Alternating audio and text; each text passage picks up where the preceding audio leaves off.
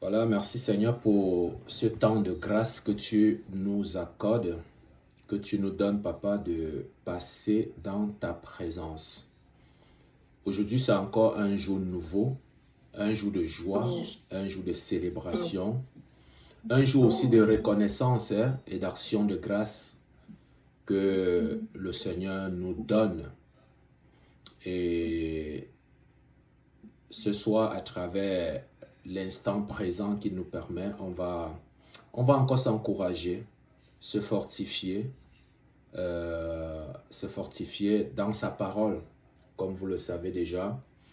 Ce qui nous réunit, c'est sa parole. C'est sa parole.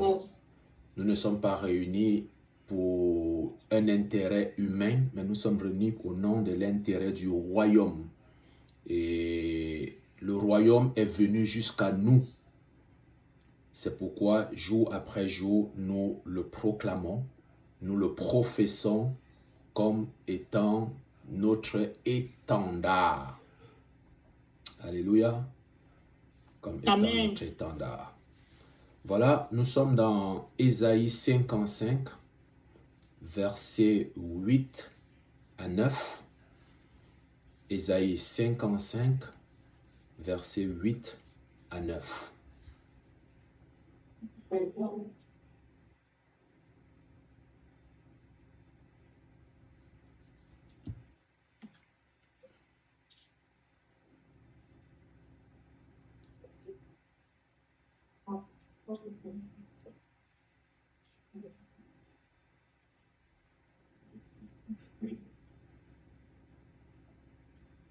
Isaïe 55, c'est ça, frère, 8 à 9.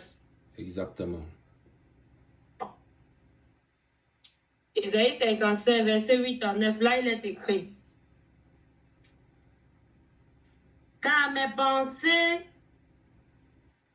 ne sont pas vos pensées, et vos voix ne sont pas mes voix, dit l'Éternel. Autant les cieux sont élevés au-dessus de la mer, autant mes voix sont élevées au-dessus de vos voix. Amen. Amen. Merci ma sœur pour la lecture. Comme vous le savez déjà, le prophète Ésaïe va nous écrire va nous donner cette parole inspirée par le Seigneur, et il nous explique quelque chose d'extrêmement important. Ce soir, on va parler un peu de la marche avec le Seigneur, ou alors la marche chrétienne. Ok? Et là, la parole nous dit ici que, à travers la bouche du prophète Ésaïe que nous connaissons, qui est un très grand prophète qui a annoncé beaucoup de paroles en lien avec la venue de notre Seigneur Jésus-Christ, Yehoshua, Mashiach. Alors, la parole nous dit que autant mes pensées ne sont pas vos pensées et mes voix ne sont pas vos voix, déclaration de Yahweh. Donc celui qui déclare, le tétragramme qui parle par la bouche du prophète, dit que ses pensées ne sont pas nos pensées et ses voix ne sont pas les nôtres. Important. Pourquoi? Parce que quand on veut commencer une marche avec quelqu'un, ou bien on veut commencer une relation, on s'informe. Alléluia. On s'informe. Quand deux jeunes gens sont attirés par le lien affectif, en fait, ils s'interrogent, ils s'informent. Quand deux personnes ou bien deux fiancés veulent se marier, en fait, ils vont s'informer auprès des connaissances. On va même souvent aller même dans des cités où la future épouse ou bien le futur époux habite pour s'informer sur leur famille. Dans cette famille, comment elles sont, comment les gens se comportent, comment les gens agissent-ils. Voyez-vous? Pourquoi? Parce que c'est important pour bâtir une relation. Il en est de même pour la marche chrétienne. Il y a nous et il y a le Seigneur. Donc, si nous voulons marcher en paix avec le Seigneur, nous devons nous informer de qui est le Seigneur. Alléluia. Amen. Donc, du coup, beaucoup de gens rentrent dans une relation soi-disant avec le Seigneur, pourtant, en fait, ils ne sont pas avec le Seigneur. C'est pourquoi il est très important pour nous en tant qu'êtres humains de ne pas faire de ne pas avoir des relations par connivence. Ou alors de ne pas avoir des relations par précipitation. La parole nous demande de sonder les esprits et de ne pas donner foi à tout esprit. Ce n'est pas parce que je parle bien ou bien quelqu'un parle bien à côté de vous que cette personne est une bonne personne.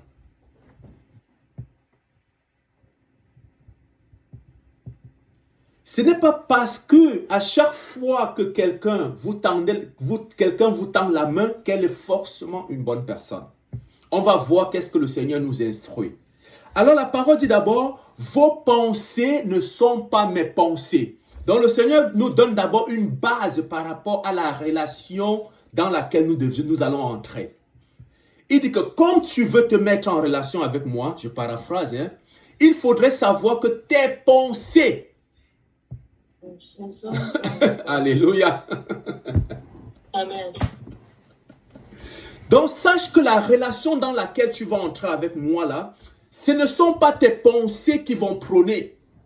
Parce que tes pensées ne sont pas les miennes. Et le Seigneur dit une deuxième chose très forte. Il met la distance qui existe entre sa pensée et la nôtre. Verset 9. Autant les cieux sont élevés au-dessus de la terre, autant mes voix sont élevées au-dessus de vos voix. Et mes pensées au-dessus de vos pensées. Donc la distance qui existe entre la pensée du chrétien que tu dis être, ou bien du chrétien que nous disons être, par rapport à celle de l'Éternel, elle est mesurée à une distance à des pieds lunaires. Donc, c'est-à-dire la distance entre la terre et le ciel, qui a l'unité de mesure. Personne. C'est la base. Donc, par la grâce du Seigneur ce soir, quand le Seigneur m'enseignait, j'ai dit, waouh, Père, par la grâce du Père ce soir, du Seigneur ce soir, je pense qu'on va révisualiser notre façon. Parce que parfois, on accuse le Seigneur pour des choses, sur des choses pour lesquelles il n'a jamais participé.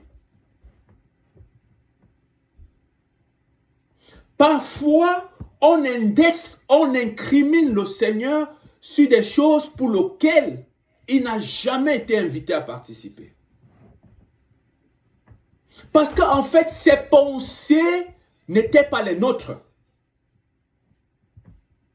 Il dit que la distance qu'il y a entre ses pensées et les nôtres, c'est la distance qui peut se mesurer entre la terre et le ciel.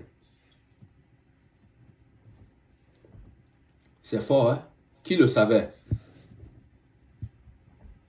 Souvent, on a lu ce passage très rapidement.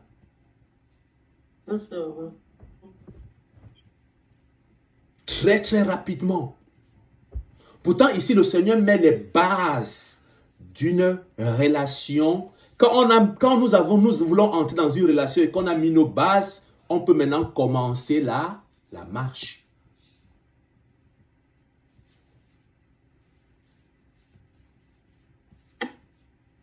Une relation qui n'a pas de base, qu'est-ce qui va y arriver? Elle va s'effondrer. Elle va s'effriter. Elle va se détruire. En fait, en d'autres termes, elle ne tiendra pas longtemps. Pourquoi? Parce que on n'a pas défini la base de la relation. Beaucoup de personnes sont précipitées pour entrer dans le mariage sans toutefois s'être définies. Beaucoup de personnes sont rentrées dans des alliances relationnelles sans toutefois avoir défini la relation. Et qu'est-ce qui arrive par la suite? Ce sont des pleurs et des grincements de dents.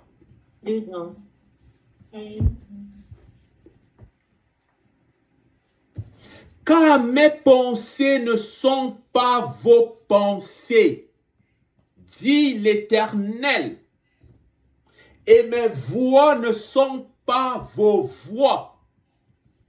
Tu peux beau penser avoir tout le milliard. Si ce n'est pas la pensée du Seigneur, en fait, tu vas juste te faire mal. Ou alors te faire du mal. Tu peux beau penser avoir un enfant, un mari, construire une famille. Si ce n'est pas dans la pensée du Seigneur, tu es en train de te détruire. Parce que ne l'oublions jamais, l'Éternel te connaît.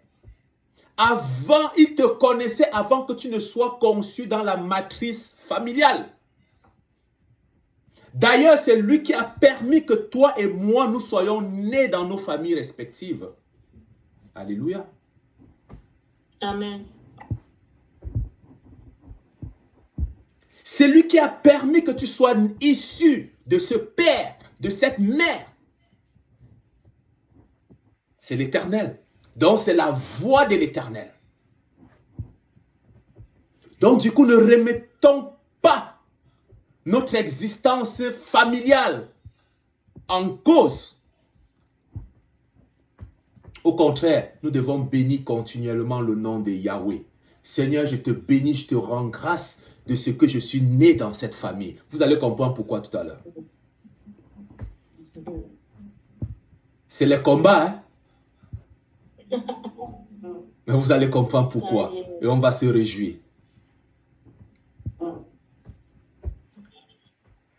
Qui peut me dire ce qui n'a pas murmuré ou bien alors qui ne s'est pas senti mal à cause des frustrations familiales? Si on est sincère, on ne peut pas se mentir. Il faut se dire des vraies choses. Mes pensées ne sont pas vos pensées. Et mes voix ne sont pas vos voix. Donc, le prophète disait, avant que je ne sois conçu dans le sein maternel, tu ne sois conçu dans le sein maternel, je te connaissais. Avant que toi tu n'existes, Mariama, avant que tu n'existes, maman, avant que tu n'existes, Guialin, l'Éternel te connaissait.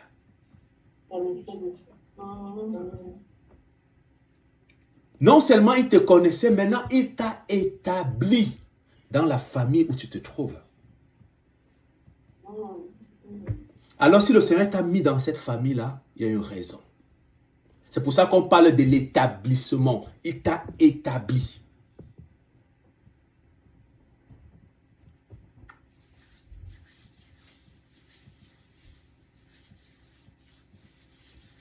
Tu peux l'écrire quelque part. On n'aide pas le Seigneur dans ses voies.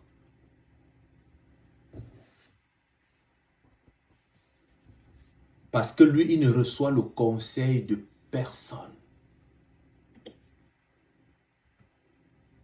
Il est le conseiller par excellence.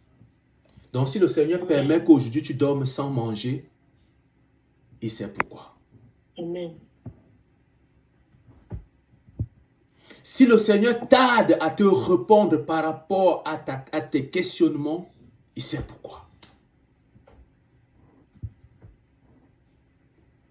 Sortir de la voie du Seigneur pour emprunter un raccourci, en fait, c'est apporter de l'aide à l'Éternel. Et une aide qu'il n'en a pas besoin. Est-ce qu'on est ensemble? Amen. Amen. Le Seigneur n'a pas besoin que tu l'aides pour ce qu'il va faire, pour ce qu'il a prévu faire pour toi. Non, pas du tout. Parce qu'en fait, les voies sont déjà tracées. Ne dit-il pas que les voies de l'Éternel existent de toute éternité? Donc, ce que tu es aujourd'hui, que tu vois avec tes yeux, n'a pas commencé maintenant.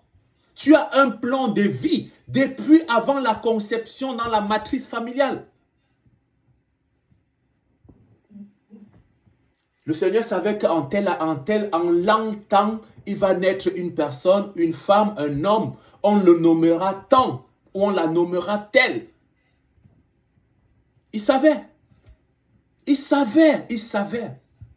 Ça ne sert à rien de rentrer dans le secret et commencer à dire, Seigneur, tu vois comment je souffre beaucoup. Il sait.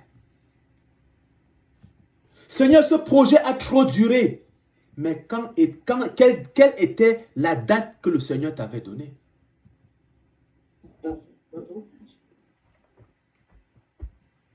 Mes pensées ne sont pas tes pensées et mes voix ne sont pas tes voix. J'étais jeune, j'ai vieilli, je n'ai pas vu un juste mendier son pain.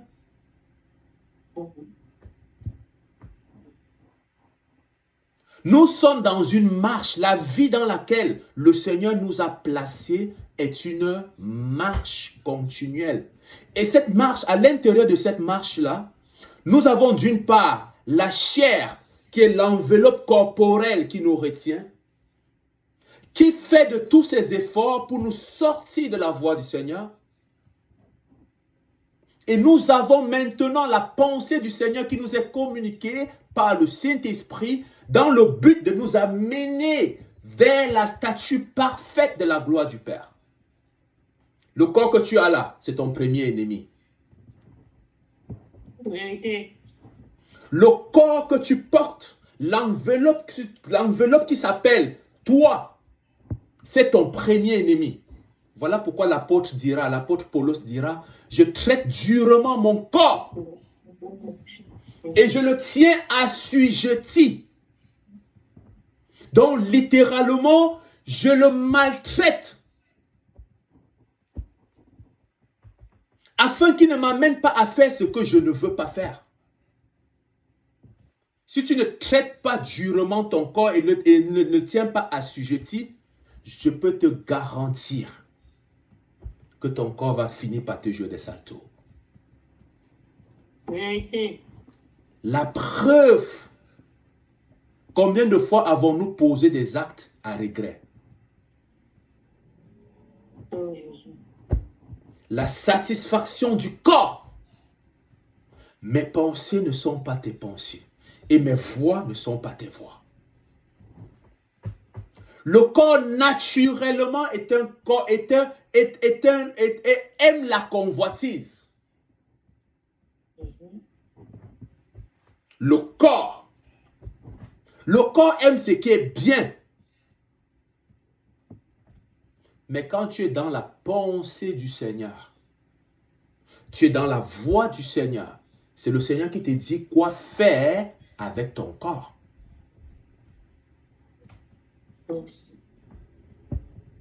Alléluia. Amen. Nombre 33. Oh Seigneur.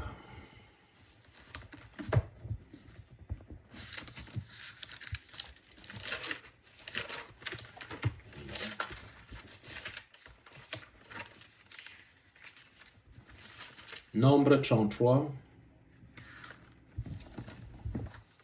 On va lire à partir du verset 1er. Nombre 33, à partir de quel verset? À partir du verset 1er, on va essayer de prendre quelques éléments dans ce chapitre-là pour mieux expliquer la pensée du Seigneur par rapport à la marche chrétienne. Donc, si nous disons que nous sommes des chrétiens, des mis à part par le Seigneur, le livre de Nombres, le chapitre 33 qu'on va lire, va nous expliquer un peu comment en tant que chrétiens nous nous positionnerons. Ou bien nous allons comprendre les choses qui nous arrivent présentement en tant que chrétiens et qu'on ne comprenait pas. Donc on va lire à partir du verset 1er Et au fur et à mesure, je vais t'arrêter, ma soeur, pour expliquer et on continuera. Donc, on peut lire les 3 premiers. Nombre 33. Nombre 33, je lis pour nous. Voici les stations des enfants d'Israël qui sortirent du pays d'Égypte selon leur corps d'armée sous la conduite de Moïse et d'Aaron.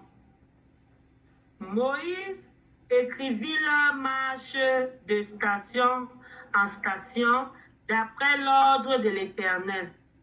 Et voici leur station selon leur marche. Ils partirent de Ramsès le 1er mois, le 15e jour du 1er mois. Le lendemain de la Pâque, les enfants d'Israël sortirent la main levée à la vue de tous les Égyptiens. Et les Égyptiens enterrèrent ceux que l'Éternel avait frappés parmi eux, tous les premiers-nés. L'Éternel exerçait aussi des jugements contre leur Dieu. Merci, ma soeur. On s'arrête là, d'abord, pour l'instant. Amen. Merci. Donc, on comprend ici que dès lors que nous avions mis la base, que les pensées, nos pensées ne sont pas celles du Seigneur et les voies du Seigneur ne sont pas les nôtres, nous pouvons maintenant commencer la marche. Donc, si nous avions compris ces 2 éléments-là, on peut soit décider déjà de continuer avec le Seigneur ou bien de ne pas continuer. Mais vu que nous aimons le Seigneur, nous avons fait le choix de continuer.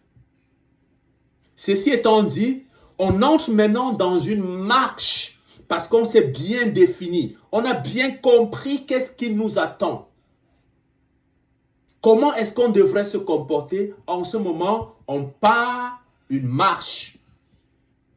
Et pour mieux comprendre la marche chrétienne, ou alors le déplacement d'un chrétien, il faut toujours se référer à la marche migratoire du peuple d'Israël. Les Hébreux ont marché pendant 40 ans. Ils ont parcouru une distance de 3 jours en 40 ans. Parce que partir de l'Égypte pour Canaan, c'était 3 jours de marche. Mais ils en ont fait 40. Et Moshe nous sort un élément important ici. Il dit que voici, Moshe écrivit leur départ et leurs étapes d'après l'ordre de Yahweh. En fait, leur station. On a utilisé le mot station. Hein? Quand on parle d'une station là, on parle d'un aire de repos. Et à une station, imaginez-vous que vous faites un voyage. Nous, ici en Occident, quand on voyage, il y a des aires de repos sur le long du chemin. Ça peut être une station d'essence où tu vas t'arrêter. Les gens vont se dégourdir les jambes. Les gens vont prendre une pause pipi. Excusez-moi le terme. Les gens vont prendre une boisson, question d'étancher leur soif. D'autres vont prendre un bout de pain ou bien je ne sais pas quoi, quelque chose juste à grignoter. Toujours est-il que c'est un temps d'arrêt. Il en est ainsi, mes bien-aimés, aussi pour la marche chrétienne.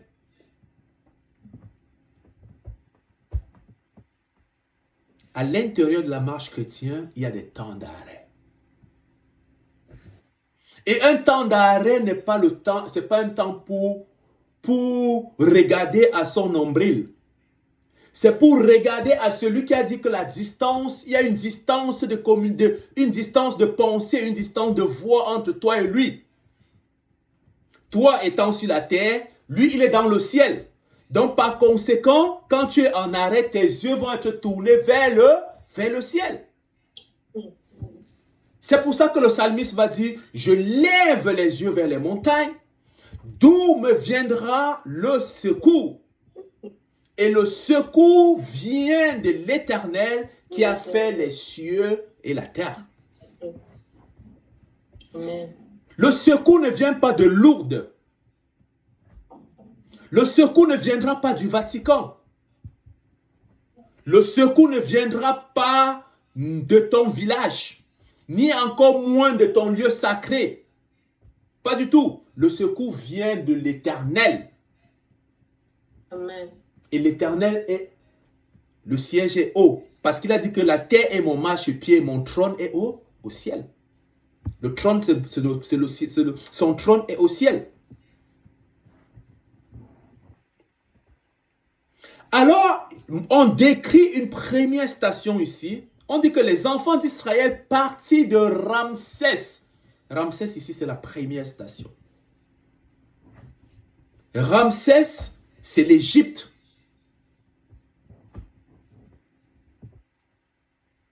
Et l'Égypte, c'est le monde.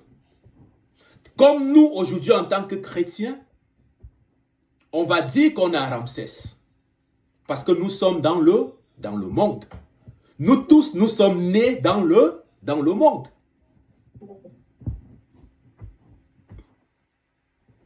Alléluia. Amen. Amen. Ils sont partis de Ramsès le 15e jour du mois, le lendemain de la Pâque, et ils sortirent à main levée sous les yeux de tous les Égyptiens. Ramsès, mes amis, c'est ce que vous avez appelé, qu'on appelle aussi le dieu du soleil. N'oubliez pas, quand on a étudié les divinités, on a vu que en Égypte, il y avait plusieurs divinités. Et une de ces divinités-là, c'est le dieu Ré, le dieu soleil, qui est appelé encore Ramsès. Et quand le Seigneur nous prend et nous met dans le monde, en fait, nous sommes considérés comme étant en Égypte. Et à l'intérieur de l'Égypte, mes amis, il y a de tout. Les bonnes personnes, les mauvaises personnes, les sorciers, les voyants, ceux qui disent que Jésus revient, ceux qui disent que Jésus ne revient pas, ceux qui disent que Jésus est déjà revenu. En fait, il y a de tout. Qu'est-ce que le Seigneur a fait pour eux à Ramsès? Le Seigneur a fait quelque chose d'important. Il les a révélé la Pâque. La Pâque. C'est quoi la Pâque? La Pâque, c'est la délivrance. Donc, littéralement, il les a délivrés de l'Égypte. Il les a révélé la Pâque. En les délivrant de l'Égypte, en les délivrant de la main de leurs oppresseurs. Il les a donné la victoire. La parole dit qu'ils sont sortis, ils sortis à main levée sous les yeux de tous les Égyptiens. Les Égyptiens qui les oppressaient étaient même incapables de les toucher. L'ange de l'Éternel campe autour de ceux qui le craignent et prêt à les arracher du danger. Amen. Amen. Les Égyptiens les voyaient partir. Ils n'étaient pas capables de le toucher. Parce qu'ils avaient mangé la Pâque. Je ne parle pas de ton petit biscuit que tu manges dans ton assemblée. Je parle de la véritable Pâque, la Pessa, Yehoshua. Amen. Quand tu manges la Pâque qui est Christ, en fait, tu es caché en Christ quand vient l'adversité. Amen. Quand tu manges la véritable Pâque qui est Christ, en fait, tes combats deviennent ses combats. Amen. Tu deviens quasiment invisible face au combat. Parce que c'est lui qui tient tout dans ses mains. Parce que tu as mangé la vraie Pâque. Pas une Pâque des hommes. La véritable Pâque.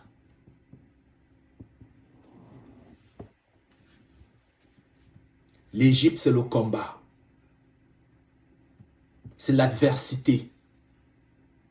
Dans tout ce que tu peux vivre comme souffrance aujourd'hui là, comme difficulté, comment on dit ça, les inconforts que tu peux vivre, ou alors les actions des gens pour lesquelles tu n'es pas content. Tu vois comment des gens posent ils posent des actes, tu te demandes si les actes même qu'ils posent, ils sont même conscients. C'est parce que tu es en Égypte. L'Égypte.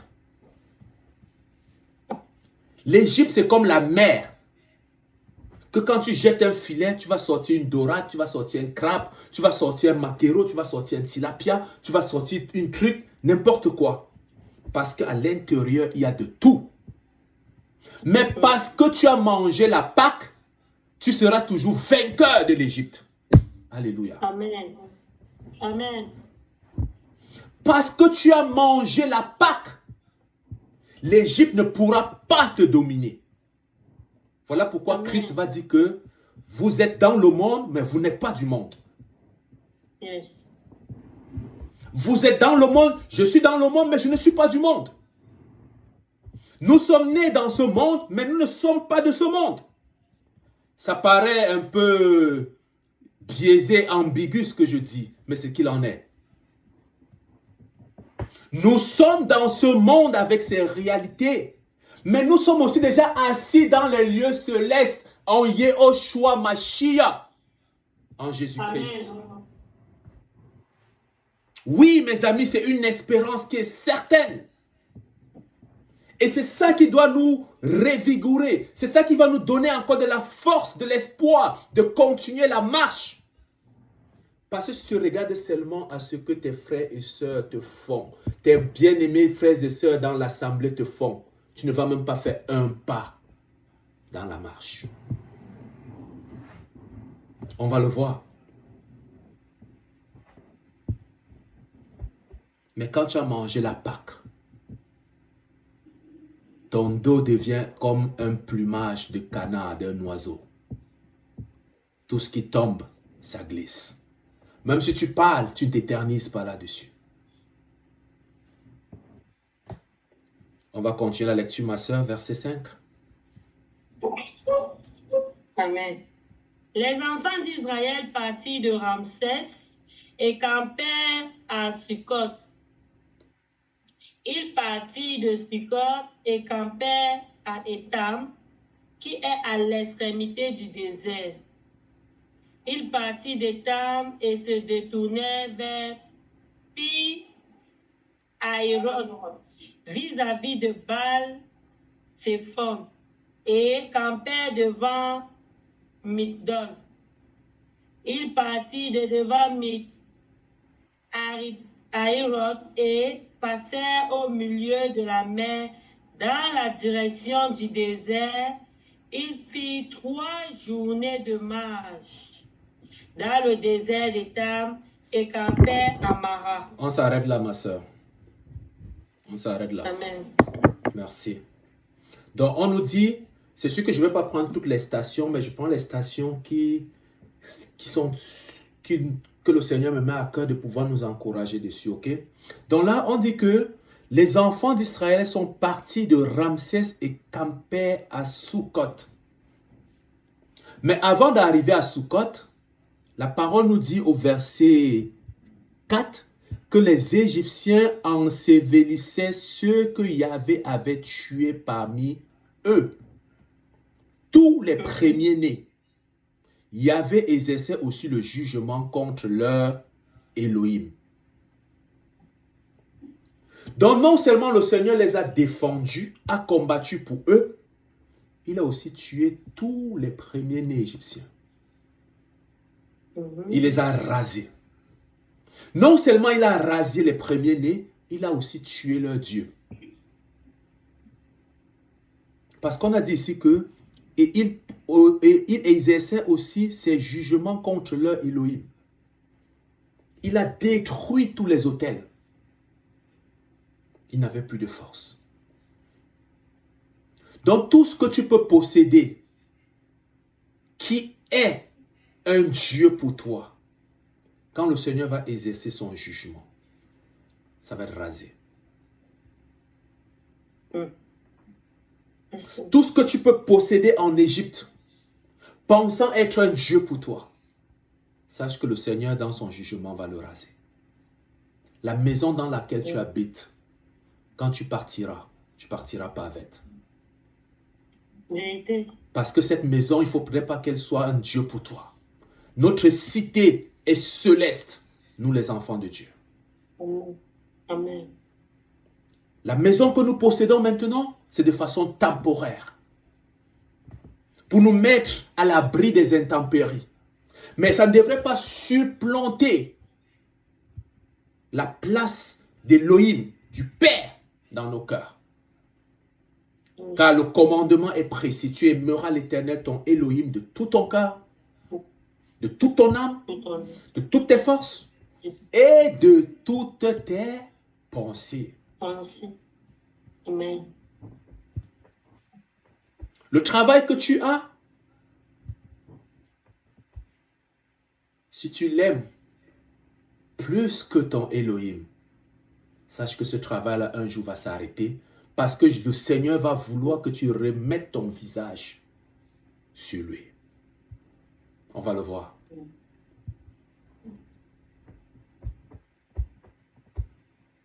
Tout ce sur quoi nous nous appuyons avec force, au détriment de reléguer le Seigneur en second plan, va nous être enlevé.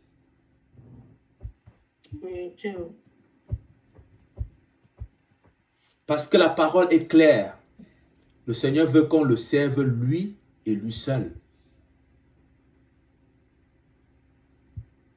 Car je suis l'Éternel, ton Elohim, il n'y a point d'autre que moi. Tu n'auras point d'autre Elohim devant ma face. Non.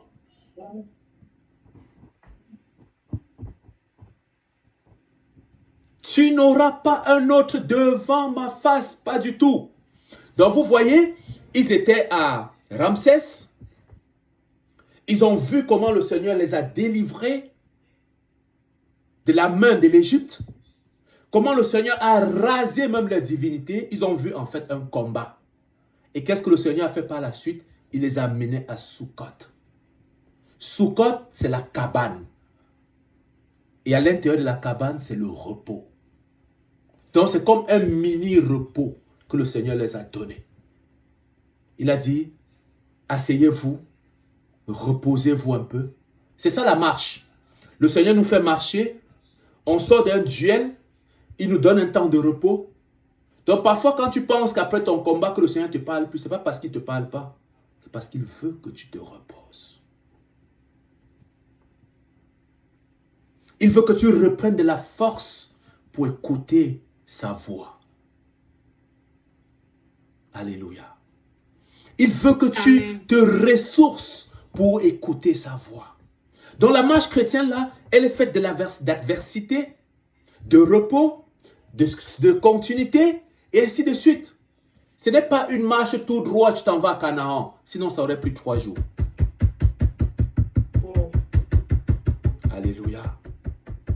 Donc tu peux bénir le Seigneur pour les combats que tu vis. Au lieu de s'énerver. Seigneur, je te bénis pour le combat. Parce que chacun de ces combats-là, on va le voir, vient t'aider à nettoyer, à émonder ta chair. Vous avez déjà vu quelqu'un qui vous fait du mal et puis ça ne vous fait plus rien? En fait, parce que vous aviez été guéri de toutes ces blessures. Mais quand tu n'es pas guéri, qu'est-ce qui arrive? Quand la personne dit un mot, tu sautes. Encore.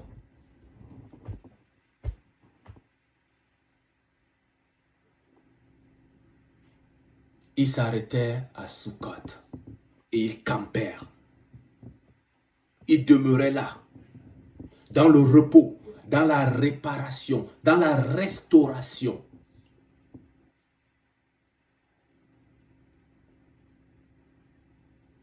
Le Seigneur va permettre des choses dans ta vie. il va permettre des choses dans nos vies. Tu peux perdre ton travail. Ce n'est pas une fatalité. Tu peux perdre même, pour nous qui sommes en Occident, tu peux perdre même tes documents. Donc tu peux comprendre maintenant, tu peux comprendre à partir des instructions que le Seigneur nous donne là présentement, que on peut vivre certaines choses si jamais nous détournons nos regards du Seigneur.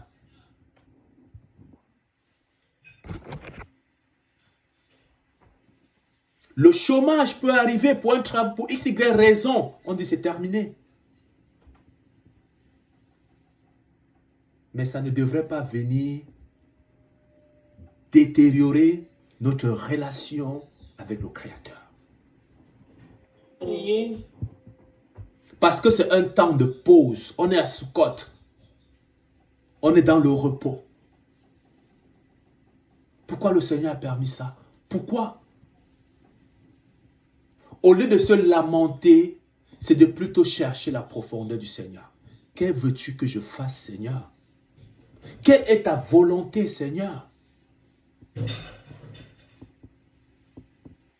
Le Seigneur peut même permettre différemment que tu sois couché, que la personne soit couchée sur un lit d'hôpital.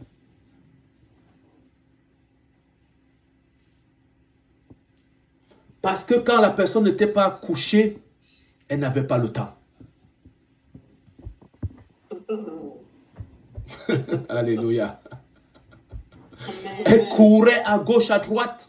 Elle n'avait pas le temps. À peine, elle pouvait même dire Seigneur. En fait, elle roulait comme une tisse.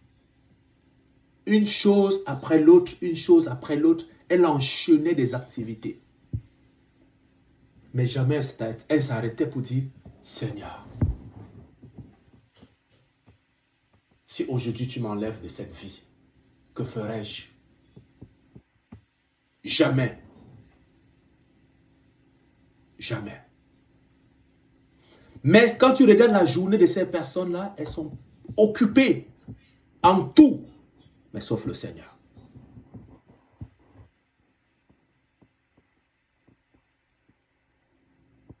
Le Seigneur permet des temps de repos dans nos vies. Il va t'amener dans un désert pour que tu puisses avoir le regard fixé uniquement sur lui. Yes. Parce que quand tu es au milieu de la foule, tu es attiré par d'autres regards. C'est ça. Je vous ai dit que c'est un corps de convoitise. Hein. Tu es attiré par d'autres choses.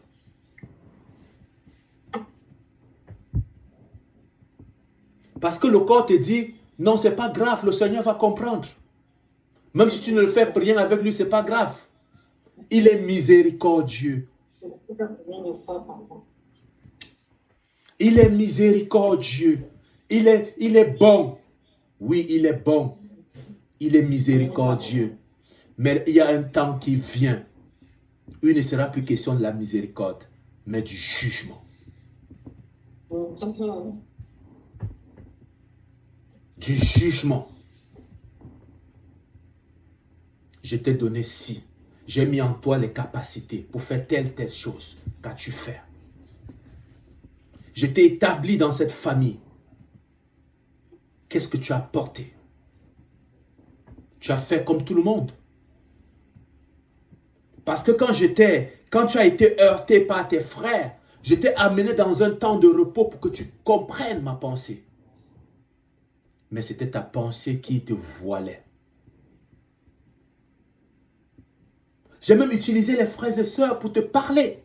Mais tu étais voilé par ta propre pensée. Pourtant, je t'ai dit que mes pensées ne sont pas tes pensées. Que mes voix ne sont pas tes voix. Je t'ai averti face à cette situation, face à ce projet dans lequel tu voulais entrer. Tu ne m'as pas écouté. Tu as fait à ta chair. Sukkot, le repos. Dans le repos là, on n'est pas agité, hein? On est calme. Et quand on est calme, on est attentif.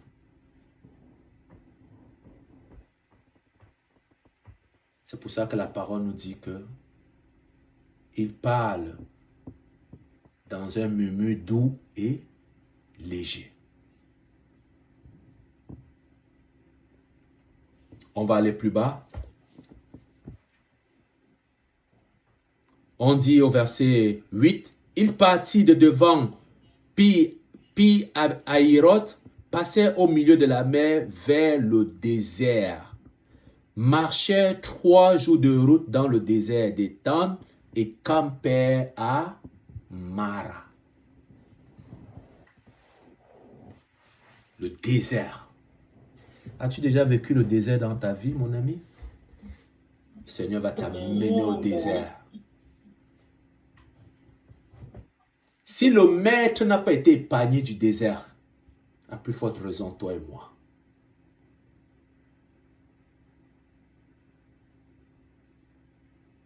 Le diable l'a amené au désert.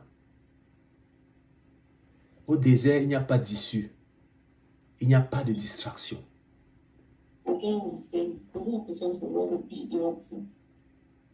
Pardon, ma soeur?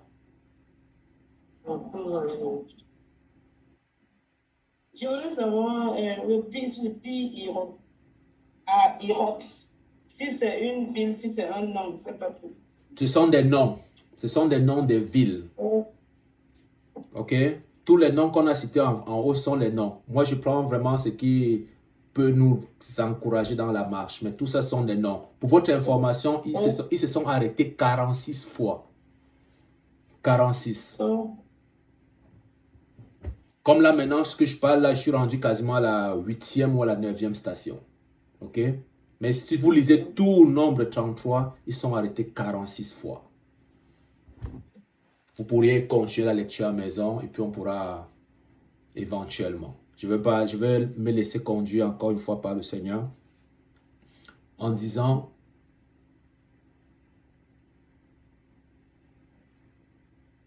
le Seigneur va permettre le désert dans nos vies. Et être dans un désert n'est pas une mauvaise chose. Élie a fait le désert. Le peuple d'Israël a fait le désert. Christ, le maître que nous suivons, aussi a fait le désert. Tu vois que si toi et moi on ne part pas aussi dans un désert, ça serait injuste.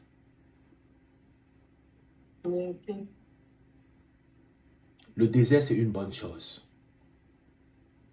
Parce que dans le désert, tu vois la toute-puissance de la manifestation de Dieu. Dans le désert, tu peux bien apprécier la volonté parfaite du Seigneur pour ta vie. Dans le désert, ce n'est que vers le Seigneur que tu peux te tourner. Parce qu'il n'y a pas Guy Alain à gauche, il n'y a pas Guy Alain à droite. Il n'y a pas maman à gauche, il n'y a pas maman à droite. Non. Dans le désert, le seul qui te reste, il est au choix. On dit que il partit, il campait dans le désert d'Étan et campait à Mara. Mara signifie amer. Donc c'était encore chaud. Pourtant ils sont sortis du repos, ils ont continué les marches. Voyez-vous? Donc là on tombe encore dans une adversité. On tombe encore dans une difficulté. On tombe encore dans une situation. Depuis que tu as dit oui au Seigneur, j'ai souvent l'habitude de le dire, que depuis que tu as saisi la main tendue du Père, bienvenue au combat, aux souffrances. Si quelqu'un t'a dit, viens à Jésus, tu auras les belles voitures, la personne t'a menti.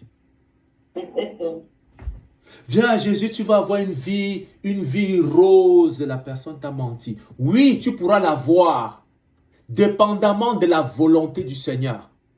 Mais tu dois d'abord passer par la mort. Parce qu'avec le Seigneur, on meurt d'abord. Après, on naît. C'est la nouvelle naissance. Et ensuite, on vit pour l'éternité. Mais avec le monde, on naît d'abord. C'est la naissance de la chair. On vit dans la convoitise. Et après, on meurt. Si le Seigneur ne nous rattrape pas, c'est pour les temps de feu.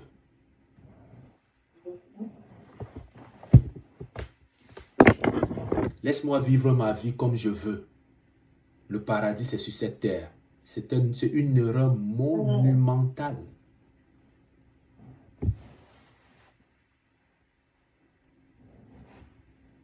Je suis encore jeune. Tu es un vieux, tu nous parles, tu as fait ta vie. C'est correct. Je fais juste te dire que un jour viendra. Jeune homme, réjouis-toi au jour de ta jeunesse.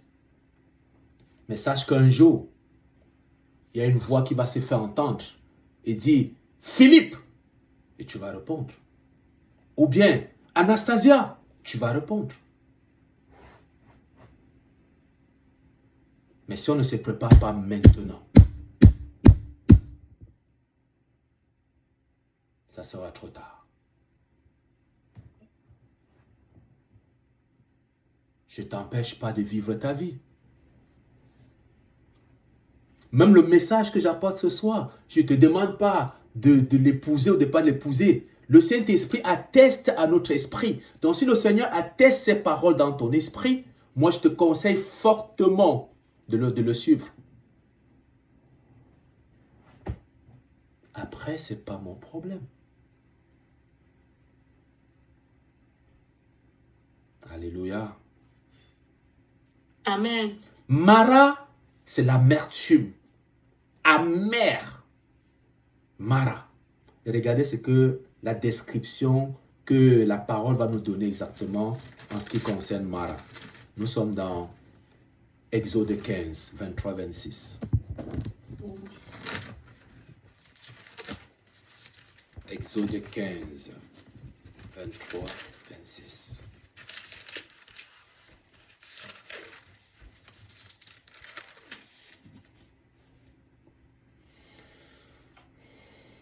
On peut commencer à 22.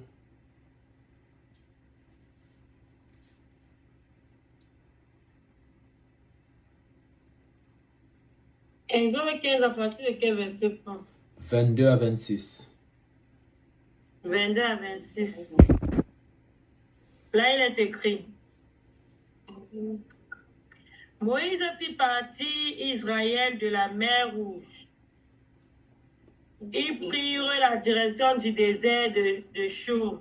Et après 3 journées de marche dans le désert, ils ne trouvèrent point d'eau. Ils arrivèrent à Mara, mais ils ne purent pas boire l'eau de Mara, parce qu'elle était amère. C'est pourquoi ce lieu fut appelé Mara. Merci, ma soeur. Le peuple murmura. Merci. Amen. Parce que ils ont marché dans le désert. Je vous ai dit que le désert, là, c'est l'isolement. Le désert, c'est ce que les gens vont souvent dire, je m'en vais à la montagne pour prier. Mais ce n'est pas ça. En fait, le désert du Seigneur, là, ce qu'il veut que tu te concentres sur lui. Parce qu'il t'a trop parlé dans le public. Tu n'as pas écouté. Il va te mettre en confinement. Il va te mettre en isolement. Et quand on est dans le désert, ce n'est pas facile. Eux, ils ont fait 3 jours de marche. Il n'y avait rien. Il n'y avait rien. Et qu'est-ce qui est arrivé? La soif. Ils avaient plutôt soif de quelque chose de naturel. Pourtant, il faudrait qu'ils aient soif du spirituel. Ta parole est une lampe à mes pieds. Ta parole est une source d'eau vive. Ils ont eu soif de quelque chose de naturel. Donc, dans le désert, si tu n'écoutes pas la voix du bon berger, tu vas te faire malmener par tes pensées. Ils ont commencé à murmurer. Voilà pourquoi quand ils ont vu l'eau, mais l'eau était amère. Imaginez-vous, ça fait 6 jours que vous avez soif. Et tout d'un coup, vous avez de l'eau. Mais parce que votre pensée, ou alors, parce que votre intention, vos pensées n'étaient pas connectées à la pensée du pourvoyeur. Dieu est bon, hein? Souvent, on veut chercher les raccourcis. On veut se sauver rapidement. Le Seigneur dit non, tu n'es pas prêt. Pourquoi tu veux sortir rapidement du désert? Et beaucoup sont comme ça. Beaucoup sont comme ça. 3 jours à marcher, 3 jours. Après tout d'un coup, la soif. Mais ne plus boire l'eau parce qu'elle était amère. Amen. Pourtant, on dit que l'eau est inodore, limpide, tout ça, non? Mais celle-là était amère. Elle était amère. Parce qu'en fait, l'esprit, la pensée qui allait s'abreuver n'avait pas compris qu'il fallait qu'elle demeure dans la connexion avec le Seigneur. C'est pourquoi, dans tes souffrances, dans tes difficultés, souviens-toi que ton référentiel premier, c'est toujours le Seigneur. Amen. Peu importe ce par quoi tu passes, n'aide pas le Seigneur. Va toujours sonder la profondeur du Père. Quelle est ta volonté ici, Seigneur? Même si ça va te sembler tout obscur. Mais nous, les êtres humains, nous aimons tellement le raccourci. On dit non, tu vois, c'est le Seigneur qui a fait une volonté permissive. Non. Il ne put boire. Et ils ont appelé ce lieu Mara. Le peuple murmura contre Moshe, que boirons-nous? Et continue la lecture, ma soeur.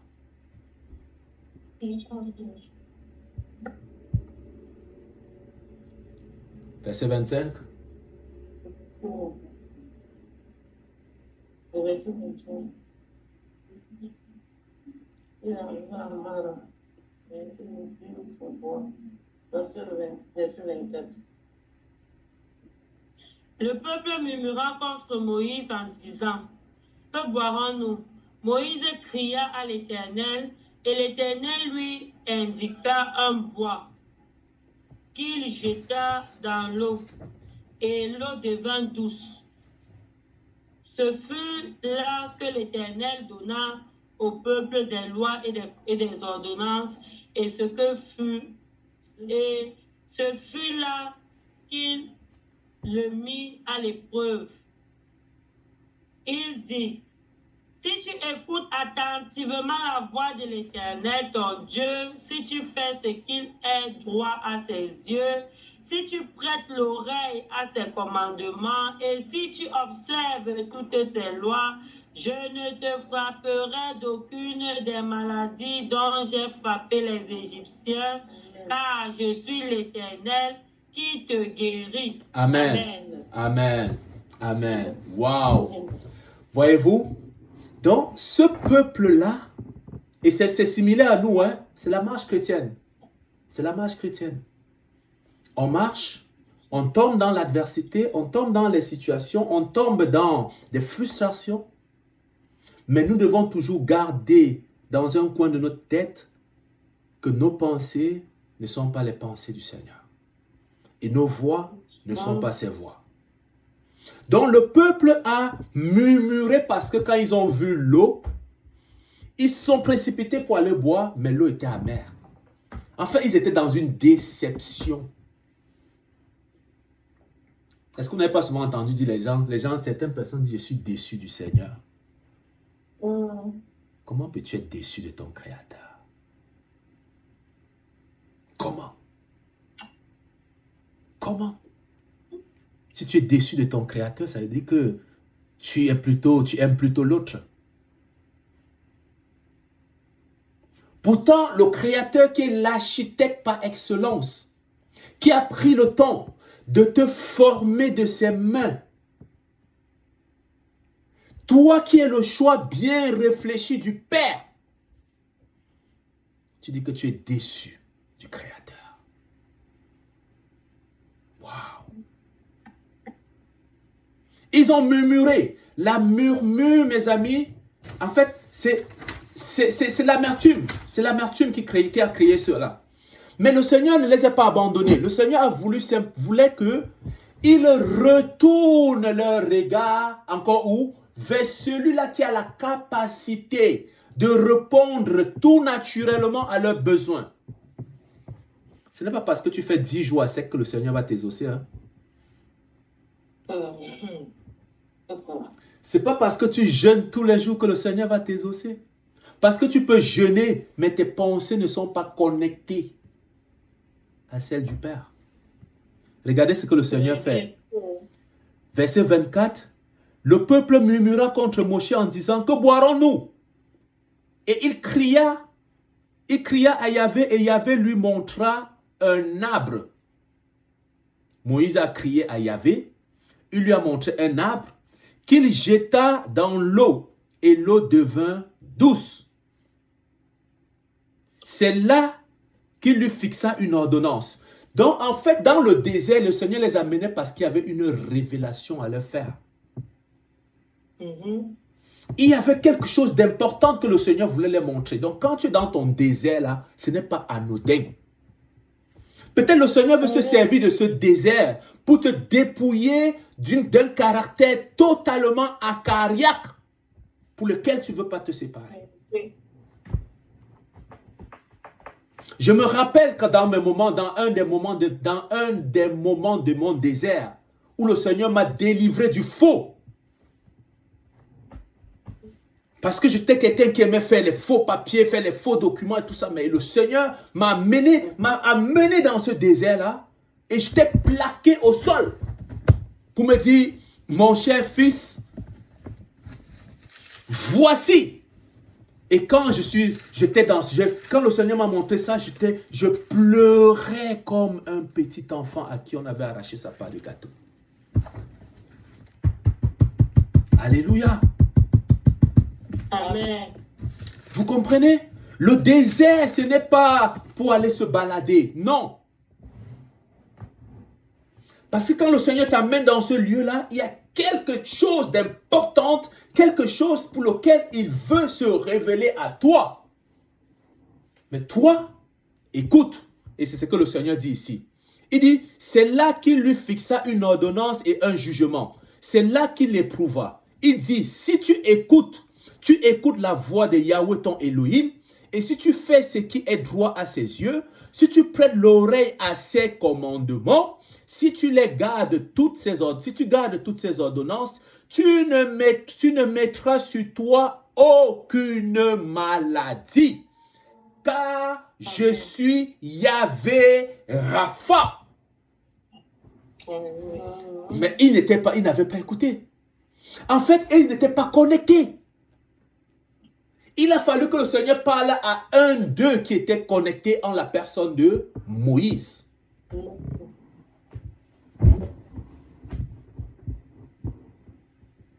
La parole que tu écoutes depuis toutes ces années, les songes que tu as eus, les visions que tu as reçues. Tu veux qu'un ange du ciel descende pour te parler? Oh, Jésus. Ce que les encouragements que les bien-aimés frères et sœurs te donnent de part et d'autre, tu veux qu'un ange du ciel vienne te parler? Mais la Bible dit que malgré toutes ces écoutes-là, même si quelqu'un venait à te parler, tu n'écouteras pas. Nous devons nettoyer ce bouchon de cérumen, cet amas de cérumen qui est dans nos oreilles, Oui. afin d'écouter. Il dit, si tu écoutes la voix de Yahweh, ton Elohim, si tu fais ce qui est droit, c'est quand la dernière fois avons-nous fait des choses droites, ou alors droitement. On va de compromission en compromission. Et c'est devenu même normal, parce qu'on a dit Dieu va comprendre.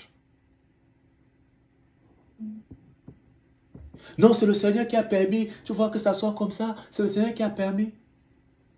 Compromission à compromission. Pourtant, la parole nous dit que Satan, il tremble devant le Créateur. Mais nous, on se dit chrétien, mais on ne tremble pas. On ne tremble pas. Non seulement on ne tremble pas, mais on se plaint. On murmure. Dieu d'Israël. Alléluia.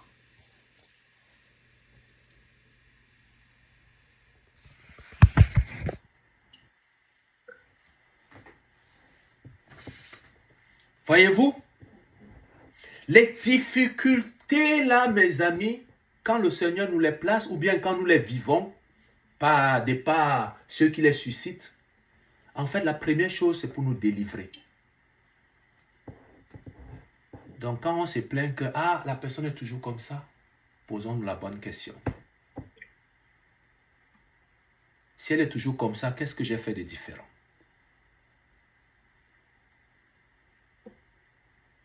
Les difficultés là, mes amis, c'est quand le Seigneur nous amène, quand nous fait vivre ça, en fait, c'est parce qu'en arrière, il y a un message. C'est une nouvelle révélation qui s'en vient. La marche chrétienne, c'est une marche d'escalier. Le but là, c'est de se rendre à la nouvelle Jérusalem, en haut. Mais si toi et moi, on ne la vit pas, on n'y arrivera pas. Alléluia. Amen.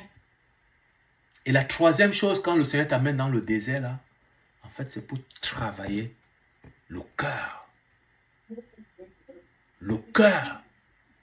Parce que le cœur est dur.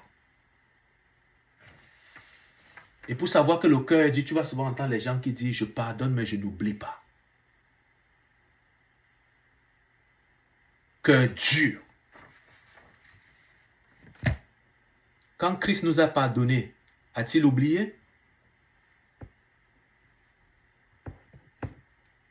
Ne dit-il pas que les choses anciennes sont passées et toutes choses sont devenues nouvelles? On est le premier à le chanter, alléluia, alléluia, mais on ne pardonne pas. Ou alors on pardonne, soit dit, on fait des faux pardons. Pourquoi? Parce que on a bu à l'eau de Mara. L'eau de la l'amertume. Est-ce que ça va jusque-là? Est-ce que ça va?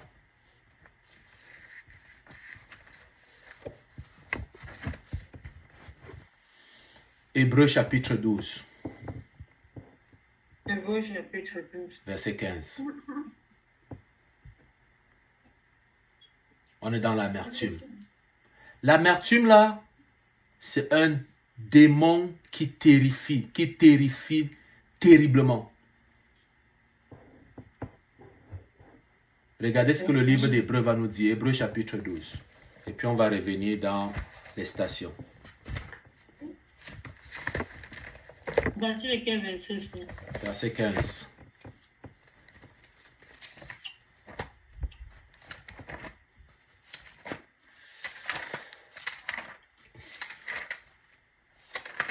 Hébreux 12, verset 15. Hébreux 12, 15. Là, il est... Pardon? Vas-y. Hébreux 12, 15. Là, il est écrit.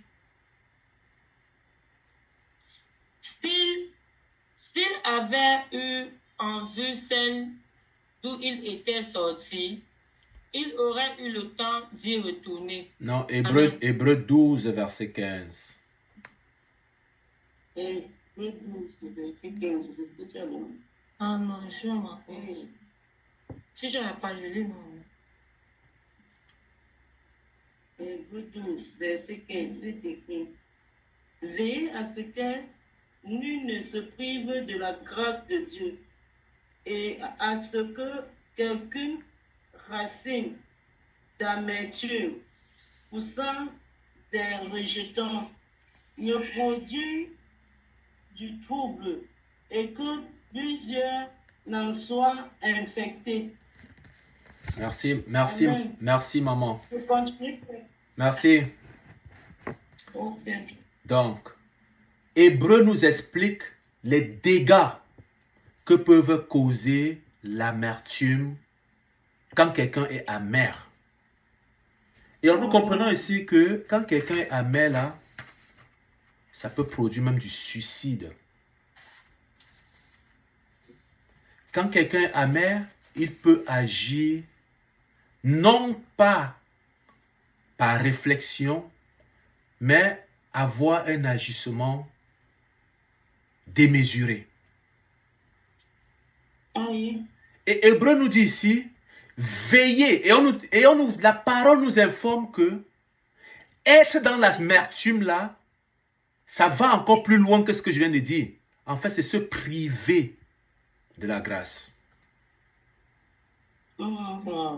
Regardez, verset 15, il dit, veillez à ce que personne ne se prive de la grâce d'Élohim, à ce qu'aucune racine d'amertume poussant des rejetons ne vous trouble. Donc l'amertume, en étant en état d'amertume, signifie qu'on se prive volontairement de la grâce. Quand j'ai lu ça, ça m'a choqué. Je me suis repenti parce que j'ai dit, Seigneur, donc plusieurs fois où j'étais dans l'amertume, les fois où j'étais dans l'amertume, j'aurais pu passer à trépas.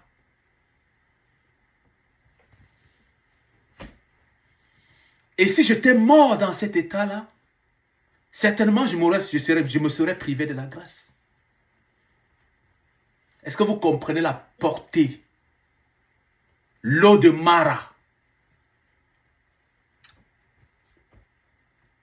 Et on dit que il ne faudrait pas que les racines d'amertume poussent des rejetons.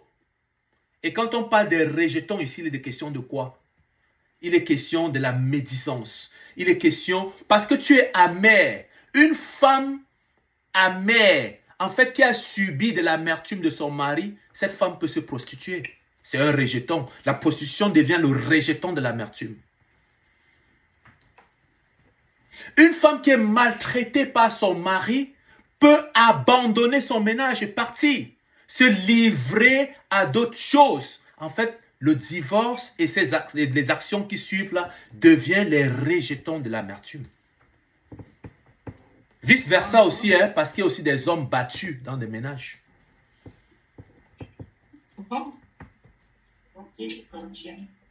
Un homme ou une femme qui a subi une violence sexuelle par des personnes peut se retrouver à être homosexuel ou bien lesbienne à cause de l'amertume. Est-ce que vous comprenez la portée? Amen. C'est pour ça que la parole dit ici que veillez à ce que personne ne se prive de la grâce d'Élohim. Personne. Peu importe ce que quelqu'un puisse te faire, il ne faut pas que ça vienne empiéter ta relation avec ton Seigneur. C'est pourquoi on a dit au début, mes pensées ne sont pas mes pensées et mes voix ne sont pas vos voix. Vous voyez que en regardant à la pensée du Seigneur, c'est possible, mais en regardant la pensée humaine, on rentre dans la vengeance. Vérité. Elle me prend pour qui? Il me prend pour qui celui-là? c'est moi qui ai tout fait pour lui, pour elle, pour eux. Et en retour, c'est ce que je reçois. Mais oui, c'est ce que tu reçois. Parce que la parole, le Seigneur dit que si on a pu faire ça au bois sec, qu'adviendra-t-il du bois vert?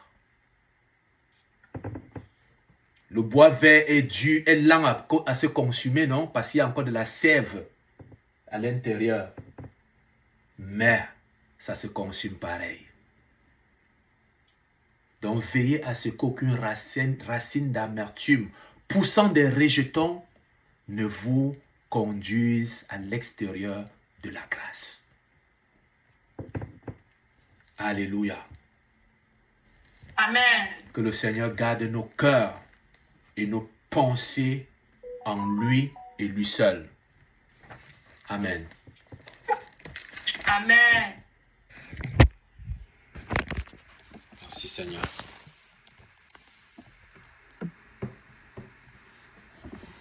Amen. On pourra continuer le message la semaine prochaine dans la grâce du Seigneur. Parce qu'il y a encore d'autres stations qu'on peut épiloguer dessus. On s'arrête là pour l'instant. Que le nom du Seigneur soit béni. Amen. Alléluia.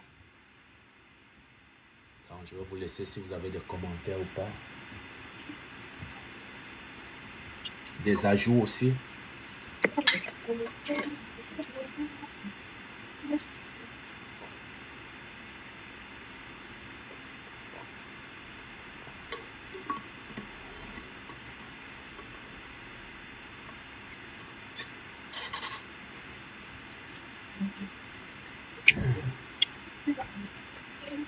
Shalom, shalom à tout le monde.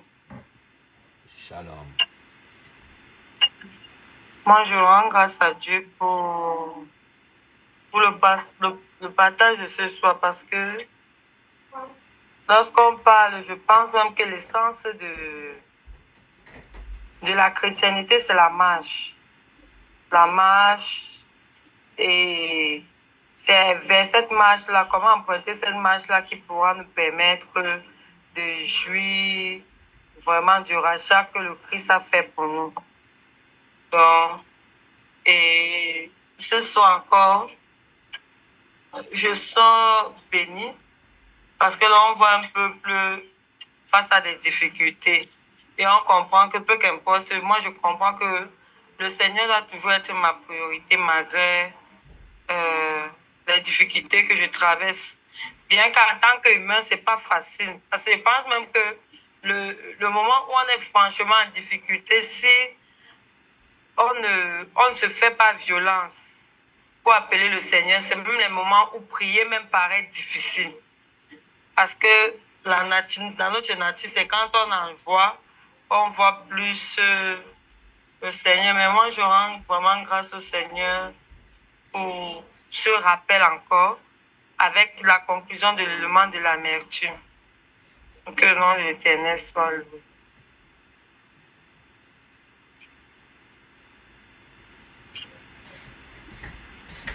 Shalom, shalom, shalom. Shalom. Le nom de notre église doit toujours être glorifié. Je parle sa parole, les messages qui sont vraiment, moi, ça m'édifie. Et le message vient toujours me réveiller. Parce que par moment, quand mon esprit doit être endormi, sans ce temps que le message vient fort, pour me dire que ce n'est qu'à lui, qu'il pleuve, qu'il neige, ce n'est qu'à lui que je dois tenir. Donc je rends grâce à moi, je rends grâce à Dieu. Il y a encore des multiples actions de grâce. La grâce est même vers lui. C'est vraiment celui-là que je dois tenir son vêtement jusqu'à la fin. Amen. Amen. Amen. Amen. Gloire au Seigneur. Gloire au Seigneur. Nous bénissons son nom.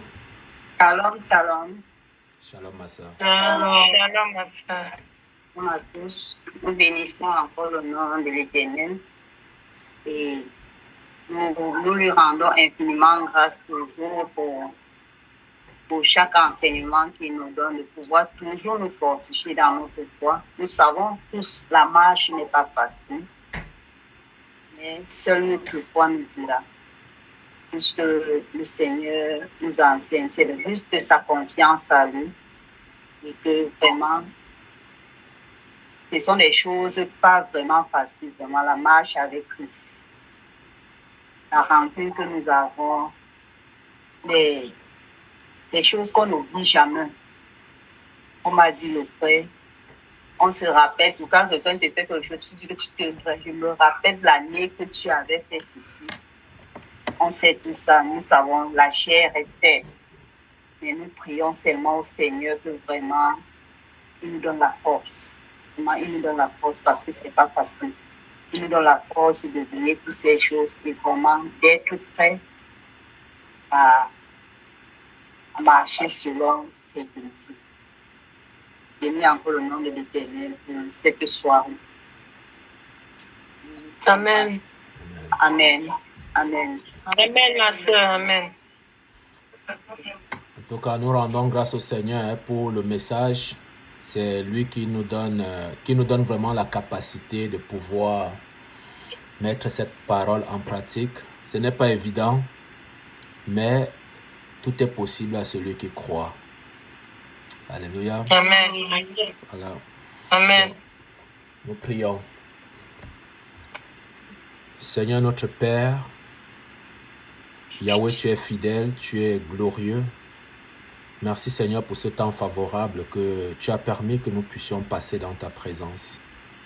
Ta parole Seigneur est celle qui nous éclaire parce que tu dis Seigneur, elle est une lumière sur notre sentier. Père, donne-nous Seigneur de retenir ce que tu as permis que nous retenions et que nous puissions faire Seigneur des exploits avec cette parole. Nous, par nous-mêmes Seigneur, nous sommes limités. Mais nous croyons qu'avec toi, Papa, nous sommes capables, Père de gloire, d'aller plus loin. Aide-nous, Seigneur, là du lieu où nous sommes tombés.